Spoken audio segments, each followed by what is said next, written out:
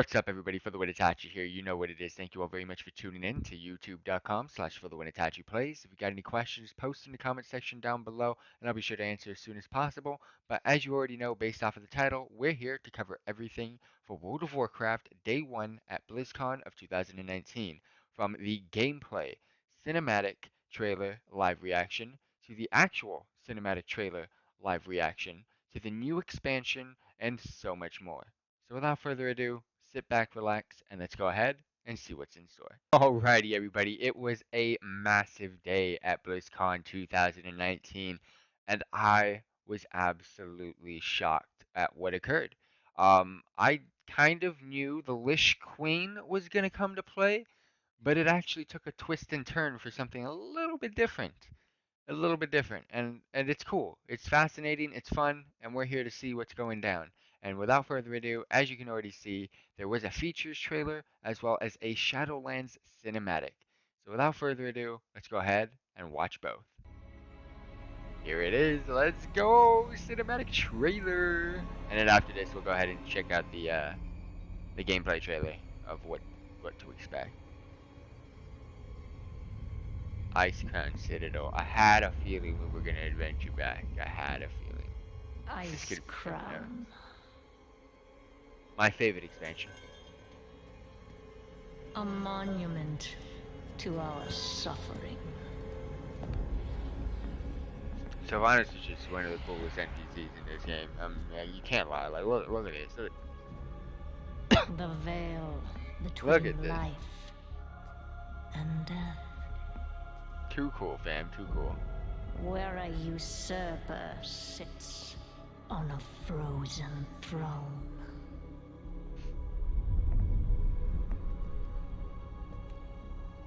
But no king rules forever.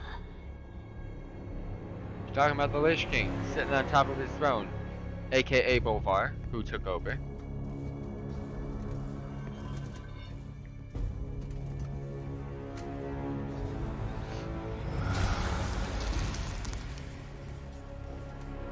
But Bolvar took over for good reason, so he was never going to be bad. He had control. Arthas never had control. This guy had control of his army and stuff. But Sylvanas comes to change that. This is something else. This is epic.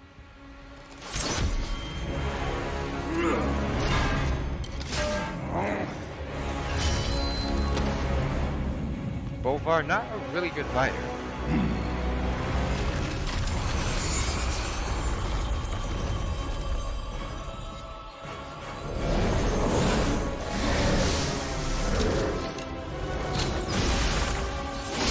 Or she really just got good.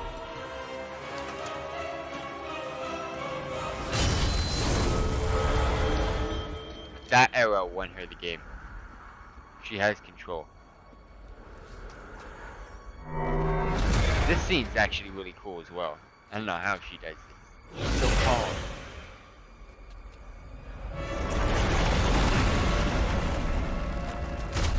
You think? No.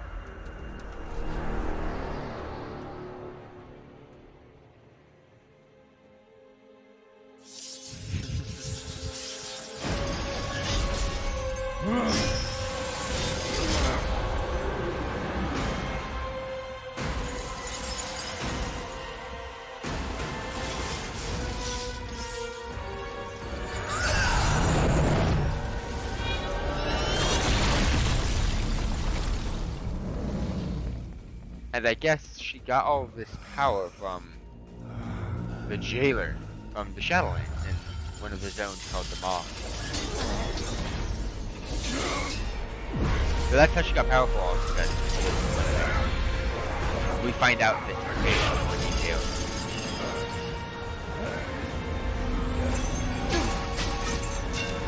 You are unfit to wear this crown.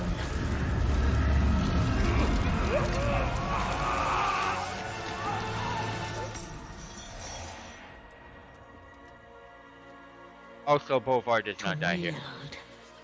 Power from Alexstrasza. little bit different than Arthas. That power will be your prison.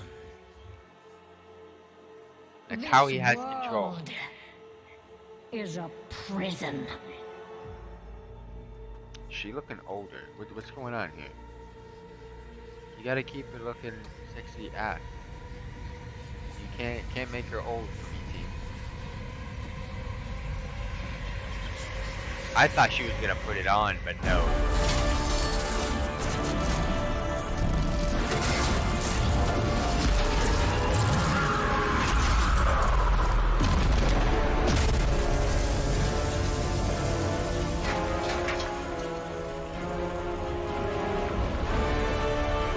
The world will always need a Lich King. We don't got one now, which is why this is happening. And I will set us all free.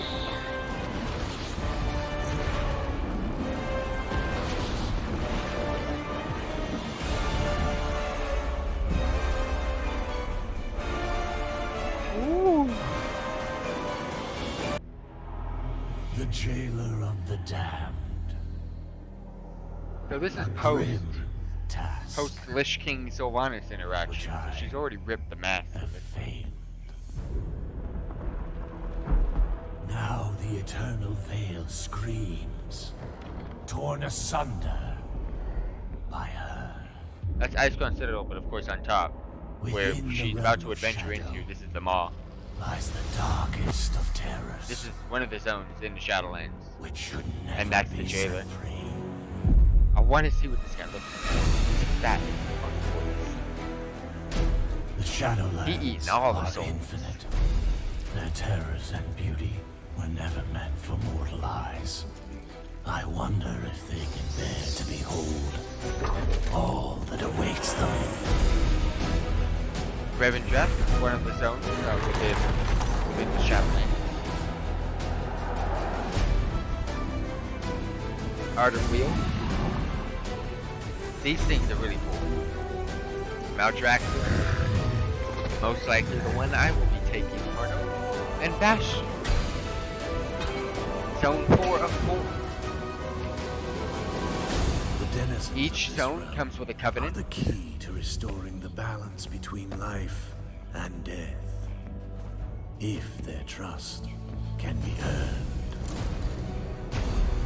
And we will be going over these, but these are train spots that we will be again. Dungeons, raids.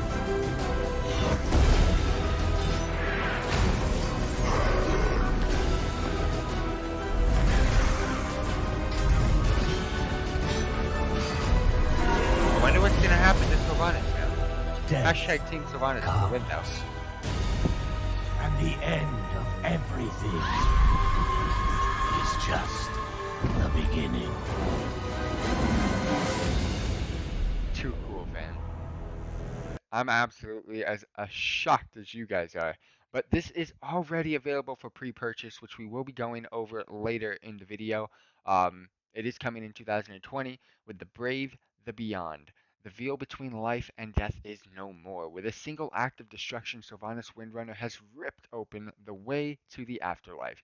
Azeroth's staunchest defenders have been dragged into all-consuming darkness. An ancient force of death threatens to break its bonds and unravel reality.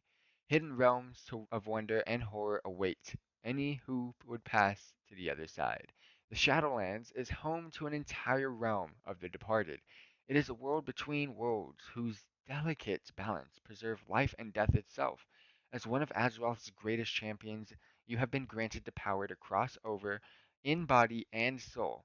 Now you must investigate a conspiracy to unmake the cosmos and help Warcraft Legends journey back, or fulfill their ultimate destiny. And you're probably wondering, what do you mean by help them journey back? Can they not just come back themselves?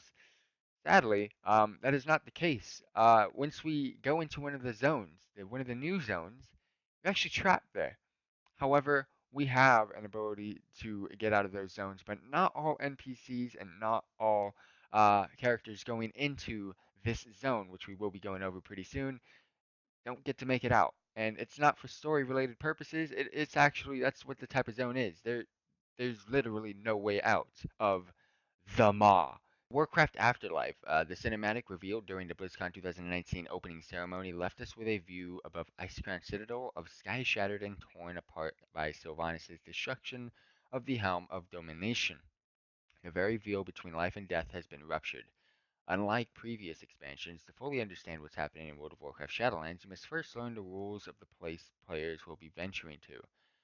There is more involved than a mere journey to a distant continent. Azeroth's greatest heroes are going to the land of death itself. So as you can see, I'm going to go ahead and zoom out just a little bit on this map. Um, as you can see on the top, there is light. On the bottom, there is shadow. Then that breaks into four different forms of life on the top left, death on the bottom right, disorder on the top right, and order on the bottom left. Then there's different elements of arcane, nature, fel, necromantic. Of course, the Titans themselves. There's wild gods, which we haven't really gone over too much, the Burning Legion, and the undead. When it comes to in between the Titans and Undead, you've got Earth and Decay. Those two come into form. In between the Wild Gods and the Titans, you get Water. In between the Burning Legion and Undead, you got Air. And in between the Burning Legion and Wild Gods, you got Spirit and Fire. Bringing us into the very center, which is the reality. Very close to Wild Gods, Earth. Basically, in between Wild Gods, you also got to the right of it, Spirit, and to the bottom of it, Water, meaning that forms the Emerald Dream, and the Shadowlands, that is very close to the Undead, which gives you Air, and Decay, which brings you the Death Realm of the Shadowlands. And of course, the Emerald Dream and the Shadowlands, you have the reality which we live in um, within Azeroth. So that's currently where we're going to be going into. We're in the reality. This is a full map of what's currently going on outside of us. We're not going to be venturing to everything, but this just gives you an idea of how everything is formed. There's so much more than just us, and we thought Azeroth was big. Holy. We're going to be journeying to a new world called the Shadowlands, and what lies beyond the world you know. It is the Shadowlands. It's a resting place for every mortal soul, virtuous or vile, that has ever lived. Journey through plains of torment and imprisonment to those of rebirth and eternal reward. Um, Basically, there's going to be five new zones, with the first one being Bastion. Now, this is the zone where they actually have a lot more details on at BlizzCon. The other zones they did not go in depth with.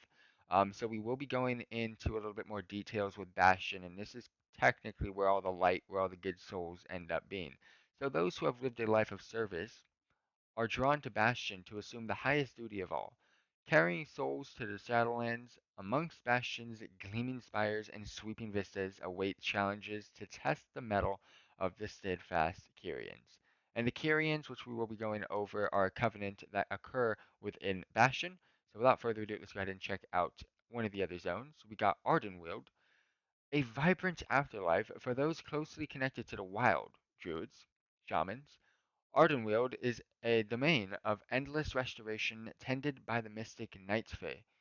Within the eternal forest, massive dream trees draw in precious anima, soul essence, to feed the spirits of nature awaiting rebirth. So anima is basically a power. It's not a it's a power source for souls. It's basically how they live. It's what draws them their soul power within the Shadowlands, and it's what basically gives life to the death of Shadowlands. Whether you're in a good place or a bad place in Shadowlands, whether no matter which place you are, um, some some beings or some NPCs in the game have more anima than others.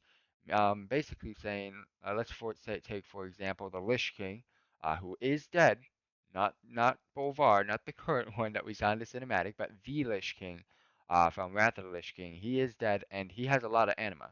So beings that were very strong NPCs from their before life, when they go into the afterlife, they have strong anima. But if you see like a baker, for example, they'll probably have little anima, little power in the Shadowlands. So that's basically what the anima part's all about. Next up, you got Maldraxxus. Within war-torn Maldraxxus, might of all kinds makes right. Here in the birthplace of the necromantic magic, those who master the powers of death turn legions of ambitious souls into relentless undead armies. This is the zone where the Lich King, or Death Knights overall, are where they get their undead armies from. They pull them from Maldraxxus and bring them into our world. They have basically a contract with them, and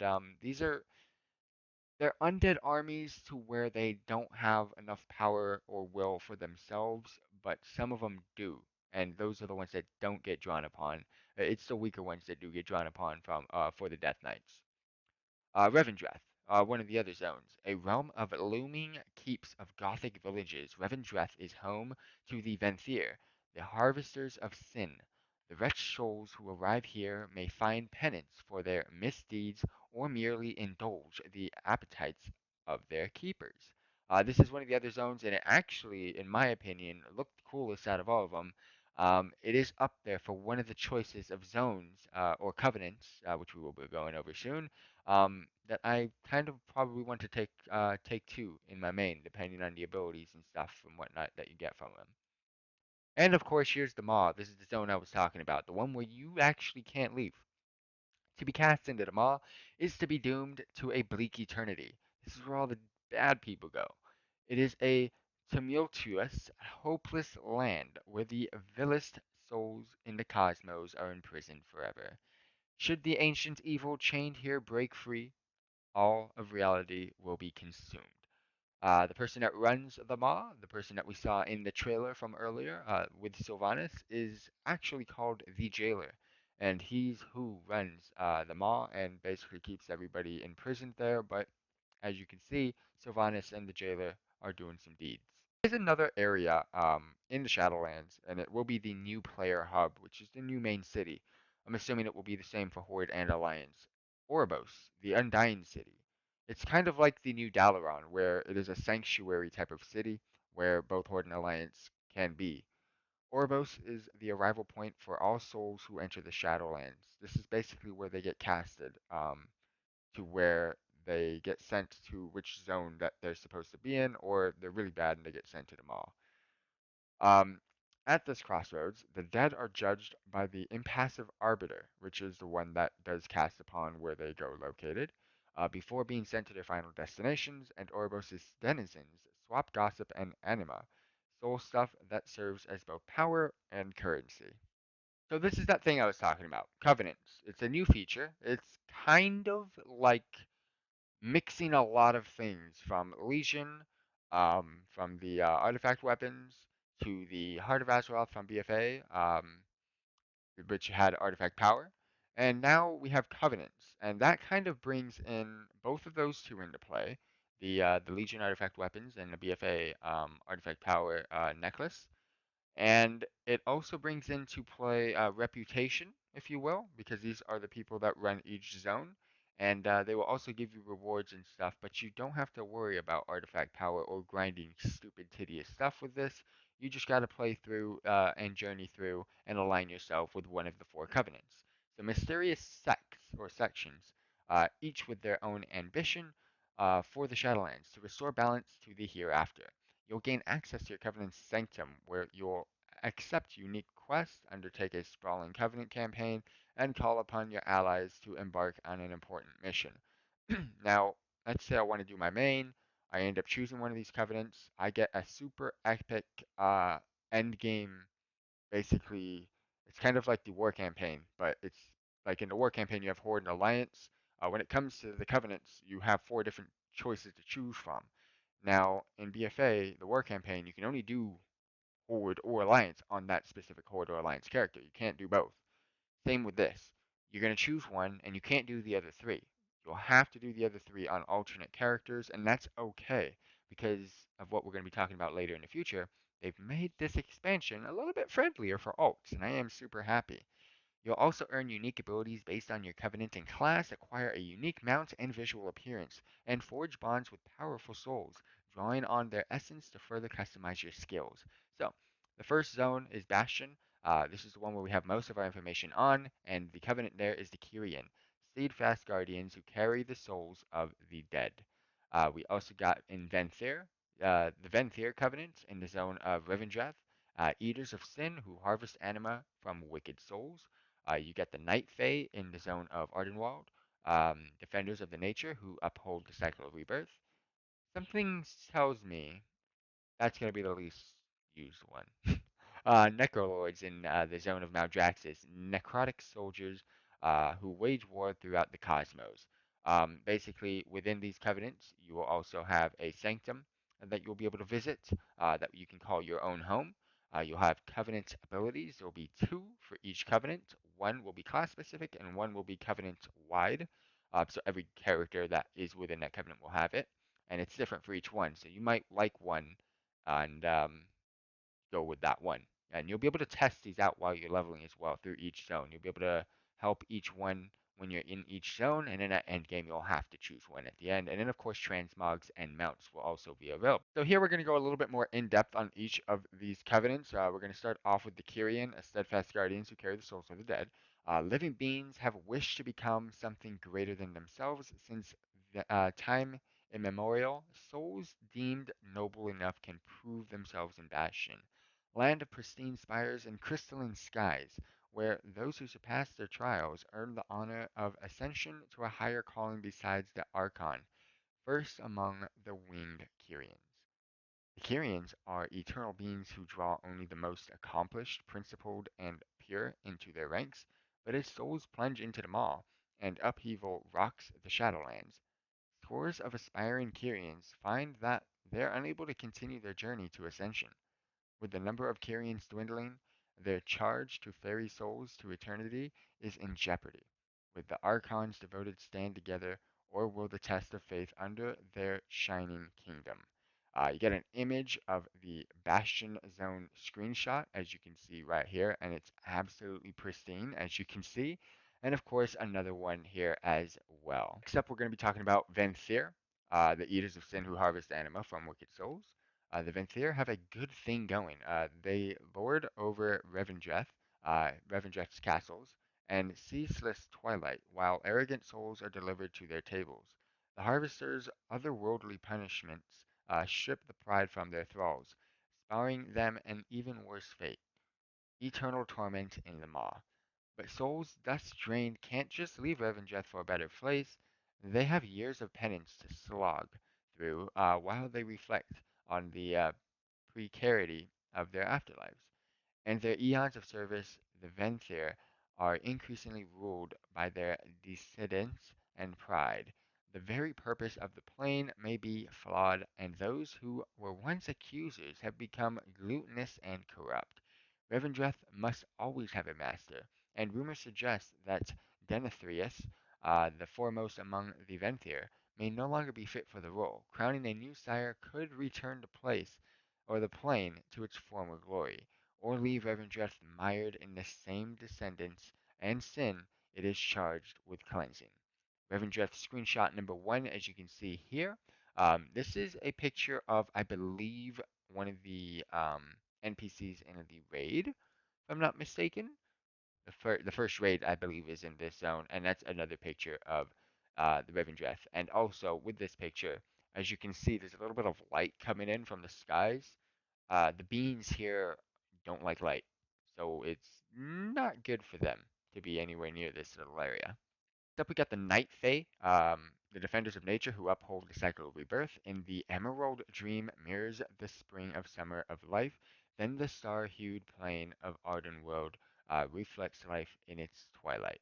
Those who pass on with a deep connection to nature are tended here by the mystic Night Fae, who retrieve anima from mortal souls and infuse it into slumbering spirits, rejuvenating their lives with the remnants of the old.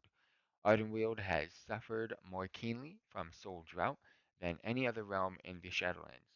For the first time in endless ages, the Night's Fae Winter Queen must choose which of the land's formerly lush grove and which souls will be fed the last precious drops of anima, and which will fade away forever. Got two screenshots here. As you can see, this place is full of lush and nature, and I absolutely love the little butterfly fae thingy on the top right. That's a pretty cool. It's like an anime character within the game.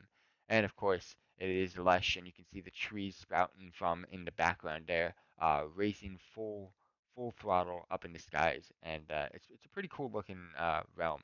Um, Mainly, I think druids would definitely uh, favor this area, as well as shamans to a certain extent. Last but not least, the Necrolord, necrotic soldiers who wage war throughout the cosmos. This is technically my favorite at the moment. I do play a warlock. In the Skull and Bone laboratories of Maldraxxus, strength is rewarded and weakness cast aside. Necromancers experiment on the souls of the ambitious and contentious, reforming only the greatest into undead soldiers who protect the Shadowlands. Those who are determined rise to positions of power, the less promising become fuel for Maldraxxus's malign weapons. Maldraxxus's brutal selection process has built a vast and capable militia, but its hierarchy is wobbling. The longtime leader of the realm has vanished. In his absence, five of the most eminent Necrolords uh, vie for the position and the responsibility to advance the cause of death throughout the cosmos.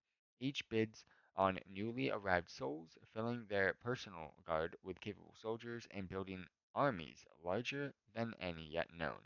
When the march, will it be towards one another or the realms they swore to defend? Interesting. So they basically have a split of a couple of leaders because the current leader is no longer there. So that the people that were just under the leader of Maldraxxus, if that zone for the Necrolord, um, those are basically higher up Necrolords, and they're they're kind of bidding against each other to try to get control of this zone. And as you can see here, basically reminds you of a HD upgraded version of. In this expansion, there's going to be a new feature called Infinite Dungeon, and Torghast, Tower of the Damned, is that dungeon. Once the jailer kept only the most dangerous souls in the cosmos, confined in this eternal prison. Now some of Azeroth's greatest heroes are trapped here, and you'll need to rescue them from the jailer's tower before he expands their very souls. So, this is the tower that is in the cinematic, the one basically you got Ice Crown Citadel, ICC. This is the one that's on top coming from, and it is located within the Maw. So this is where all the bad, um, the jailer basically keeps all the bad people into a dungeon, if you will, and we basically have to save some of our people within there. Torghast is an endlessly replayable, ever-changing dungeon, sort of like um Island Expeditions from Battle for Azeroth and Warfronts put together. So it's a replayable dungeon. So they basically combined the two into a dungeon of absolute fun, I hope. That you can challenge alone or in a group. So it is solo or it is group played, and it is up to 5 people. So you can have 4 other people running with you. Your runs will differ each time, but you'll need to explore cautiously. Death comes at a terrible cost. Defeat enough of Torghast's unpredictable challenges, and you'll be rewarded with unique abilities and items to ensure your present survival or bolster your next run. The further you progress, the greater your likelihood of retrieving materials to craft the legendary weapons and armor that will help you restore balance to the Shadowlands. Other secrets lie within the tower, but they're not yet to be revealed. Of course, there is going to be a game updates, and this is leveled up leveling. So they've been speaking about now that we're at level 120, lowering the level cap to about 60, and they've actually come through with it. And I believe they did this in a way that I'm happy about it. It's a good way that they've done it. I wasn't expecting it. I didn't think of the way that they've come out with it to be a way that a way it could be done. But it is done this way, and I'm happy for it. So let's go ahead and show you guys what it is. World of Warcraft Shadowlands will smooth out leveling experience and better prepare new adventurers for what's to come. Because there's so much content in the game, they've decided to allow people to choose what they want to do when leveling up in an easier fashion. So players will level up to 50 before heading to the Shadowlands new level cap 60. So Shadowlands, the new expansion, is from 50 to 60. They've adjusted the experience curve to make it faster than ever to prepare for the newest challenges, and each level along the way will provide more meaningful increases in progression and power. All expansion zones are getting more flexible. Too, they'll be able to scale to you and your friends while you level to 50, so it's easy to try a zone you've never played. You can still outlevel dungeons and crash them for transmog or fulfillment. Levels 1 to 10 is a journey for new players, very similar to how it is now. New characters will embark on an introductory voyage to learn about everything there is to do in Azeroth, including your first mini dungeon. So it's similar to how it is now. You'll have your starting zones, you'll be doing all of that, and then there'll be a little bit more intro into the game within those first 10 levels than just sending you out. Because usually you learn everything till once you've hit like level 20, you've learned everything, but they've condensed it into level 10, the first 10 levels. 10 to 50 is pick your era. This is where I feel they did a great job. Play the latest expansion, Battle for Azeroth, or follow Chromie back in time and tackle any other expansion you choose with challenges that scale to characters level 10 to 50. So you can level up from 10 to 50 in Classic WoW, 10 to 50 in Burning Crusade, 10 to 50 in Wrath, 10 to 50 in Cataclysm, Warlords of Draenor, Legion, or Battle for Azeroth. So it's actually really cool. And of course, levels 50 to 60, enter the Shadowlands, step into Azeroth's afterlife, and stand shoulder to shoulder with legends of the past as you fight to preserve the universe. As I stated, alts in Shadowlands, for those who choose to adventure with an alternate character in Shadowlands, once you've completed the level up journey with one character, you'll be able to choose your covenant immediately upon arriving in Oribos. So as I said earlier, when you are playing for the first time in Shadowlands, you do all of these zones in a specific order, you experience all of the covenants, and at max level, you go on your journey, you choose your covenant, and you have an epic end game adventure with that covenant. As I said, you'll only be able to choose one of the four. Now your alts on the other hand, will be able to choose one of those four immediately because you've already played through all of this content on your main, and you'll be able to do all of that stuff much faster while you are leveling, and you'll be able to choose any of the zones in any order while leveling. Alternate characters will also be able to take part in endgame progression content such as the world class dungeons and battlegrounds, allowing a lot of flexibility in how you play. This expansion, there's going to be new dungeons and raids. The Shadowlands will launch with 8 dungeons in addition to Targas, Tower of the Damned, 4 leveling dungeons, and 4 max level dungeons. Leveling dungeons will be the Necrotic Wake, Theater of Pain, Mists of Tierna, Scythe, and Halls of Atonement, with 1 in each zone, as well as the maximum level dungeons, Spires of Ascension, Plaguefall, The Other Side, and Sanguine Depths. Castle Nathria, the first raid in Shadowlands, is a 10 boss raid set in Revendreth and ruled over by Venthyr Lord. Also have a new system and rewards set within the Shadowlands. One of the core design philosophies is providing players with a better sense of agency. They want players to feel that they have a choice over the destiny of their character and the types of rewards that they will earn. To that end, here's some of the systems that they will be exploring in Shadowlands. So for professions, they want us to make sure that crafting professions have more options to create a specific item rather than making it multiple items in the hopes that you just get the one with the right stats. So instead, you might craft an item with a specific gem slotted in it just to make sure you get the item that you want. So let's say, for example, I'm an engineer crafting goggles. Instead of just crafting them and hopefully I get the specific one that I need, I'll be able to put into the crafting materials specific gems that will give me the stats that I want. So that is very cool. Weekly loot chests, they'll be providing players with choices between multiple items from loot chests so that each time they receive an item from the chest, they have more of an opportunity to choose an item that they find useful rather than waiting for another chance the following week. This goes for both PvP and PvE chests. Legendaries, they want us to offer a way of toward building a legendary of our choice and imbuing it with powers that we've earned. And with the expansion, they want to step back and focus on class identity first over spec identity. That means moving back some of the class abilities to all specs that may have been moved into one spec, or even restoring some abilities overall. We'll be having new character customizations. They're adding even more options for us to express ourselves in game through our character. Each race will have their own unique options available to them, whether it's their tattoos, hairstyles, skin color, or even eye color. The undead will also be able to choose whether they show bones or not. There will be a wide range of improvements coming for Shadowlands, and this is just to start providing more options to your character creation. So they gave us allied races, which was the first step into being able to customize a character into something else. But now they're going to go back into the character customization for all of the original races. And as you can see on the screen here, especially with the humans on the bottom right, but you can see also with the undead, you can show bones, you cannot show bones. For the trolls, you have all of these different types of hairstyles, skin color, and even tattoos, and the same goes for the dwarves. So a lot more character customization coming soon. Last but not least, there's going to be Death Knights for all. So Death Knights will be coming available to all races, including Pandaren and allied races in Shadowlands. So what's more, players who pre-purchase Shadowlands will be able to make Death Knights as these races with the upcoming Visions of N'Zoth content update. So we will be able to start doing a lot of pre-Shadowlands content very, very soon with an upcoming patch. So stay tuned. Get to stake your claim to the Shadowlands. This is now available for pre-purchase, and the reason why I saved this for later is because they actually have all the items that we will be able to get already announced. So I'm super stoked about this. Early access to create Death Knights from new race options, Pandaren and all allied races are now also coming into play. So Death Knights for all. Let's go ahead and first start off with the base edition because I haven't seen what is available for the heroic and epic editions yet. So the collector's editions and such. So editions include the Shadowlands, a new world containing 5 new zones in the city of Oribos, 4 covenants to join, each with unique sanctum, new class-specific abilities and covenant soulbinds that unlock talent trees, and all new dungeons and raids.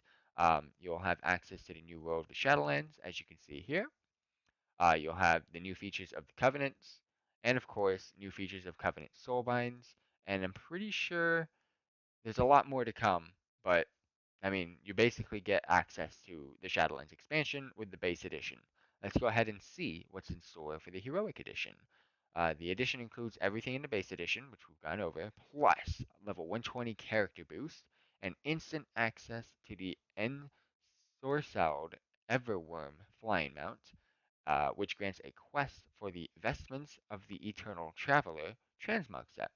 So this is the Vestments of the Eternal Traveler transmog set. Pretty cool looking transmog set if you ask me. I do think there's a little bit more appeal on the back side of it, as you can see where the helm is coming from. And of course, this is the mount, and this is unique and interesting. Um, it brings life into mounts. This is a totally brand new mount, not ever seen in the game. It's definitely it's a little bit weird. I thought it was something else when I first saw it, but it's interesting. I wouldn't say it's an amazing looking mount, but it is interesting. And of course, the level 120 character boost. Who doesn't want that? Going over the Epic Edition, basically everything in the Heroic Edition and the Base Edition, plus 30 days of game time, the Anima Wormling Pet, and the Eternal Traveler's Hearthstone. The illusion of Wraith Chill cosmetic weapon effect cannot be applied to certain weapon types because some of them already have effects on them. So this is the cosmetic weapon effect for illusion of Wraith Chill. It is very, very slight, but you can see it. I don't think they did this one glory by choosing this weapon of choice because it is very bright.